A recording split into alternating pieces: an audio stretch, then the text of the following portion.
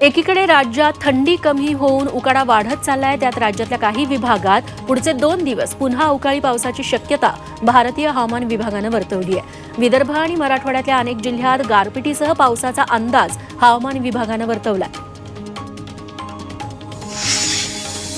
हवामान विभागानं मराठवाड्यात वादळी वाऱ्यासह पावसाचा पूर्व अंदाज वर्तवल्यानंतर परभणी जिल्ह्यात शेतातील गहू ज्वारी काढणीला वेग आलाय।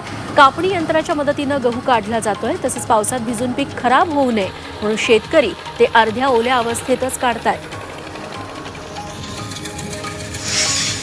वाशिममध्ये सिंचनाची सुविधा असलेल्या शेतकऱ्यांनी उन्हाळी पीक पेरणीला सुरुवात केली। रब्बी हंगामातील गहू हरभरा चिया आणि अन्य पिकांची सोंगणी तसंच काढणी अंतिम टप्प्यात आलाय। अवकाळी पावसामुळे खरीपासह रब्बीच्या पिकांचं मोठं नुकसान झालं होतं, त्याची भरपाई करण्यासाठी उन्हाळी पिकांमधून चांगलं उत्पन्न मिळवण्याची तयारी शेतकऱ्यांनी सुरू केली आहे। धुळे जिल्ह्यात सलग 5 दिवस अवकाळी पाऊस सुरू आहे। अवकाळी पाऊस आणि वादळी वाऱ्यामुळे 1,500 हेक्टरहून अधिक पिकं भुईसपाट झाली आहेत। मका गहू हरभरा केळी पपई या पिकांचं या अवकाळी पावसानं मोठं नुकसान केलंय। कृषी विभागानं तातडीनं पंचनामे करावेत आणि नुकसान भरपाई द्यावी अशी मागणी शेतकऱ्यांनी केली आहे।